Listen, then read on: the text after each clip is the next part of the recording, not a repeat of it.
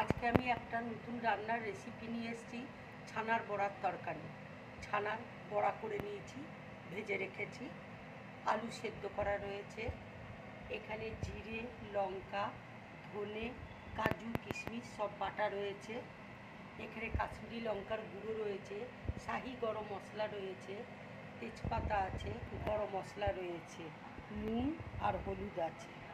ফোড়নের জন্য গরম মশলা আর তেজপাতা আমি ফোড়ন দেবো। আমি একটু চিনি দিয়ে দিচ্ছি।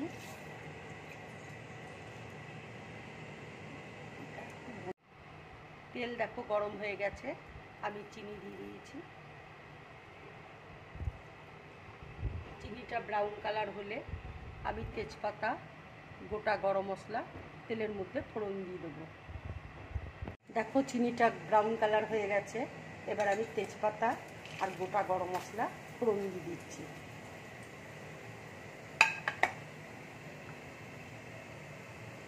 এবার আমি আলুটা দিয়ে দিচ্ছি।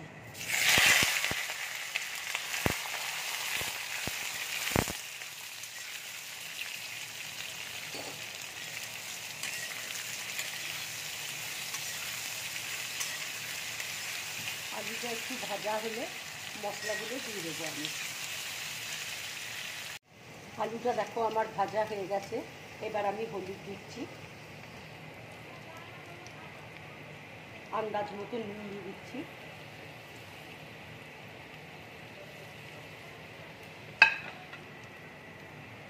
মশলাটা দিয়ে দিচ্ছি,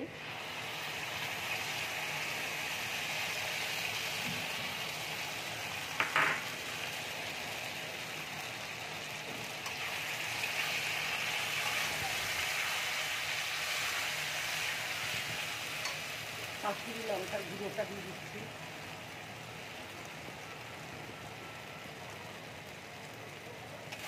দিয়ে মশলাটাকে ভালো করে ভেজে নেব।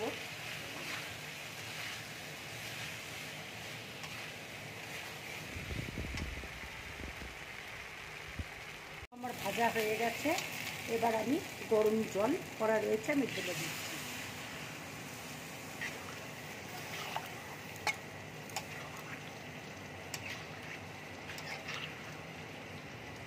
ঝোলটা ফুটে উঠলে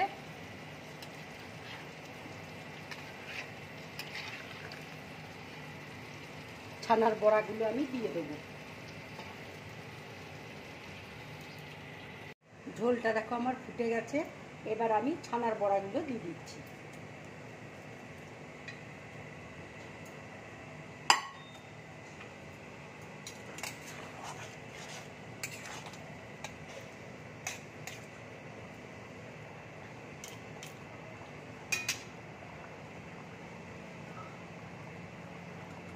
উপর দিয়ে একটু ঘি দিয়ে দিচ্ছি।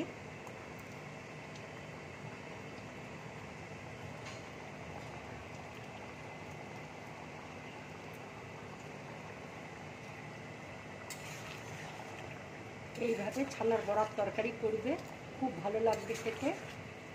দেখো আমার রান্নাটা হয়ে গেছে, এবার আমি বাটির মধ্যে ঢেলে দিচ্ছি।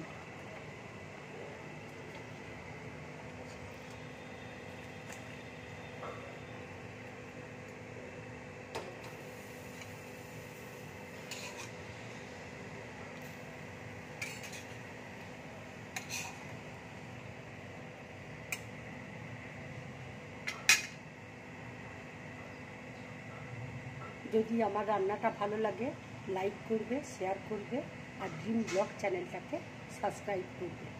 নমস্কার।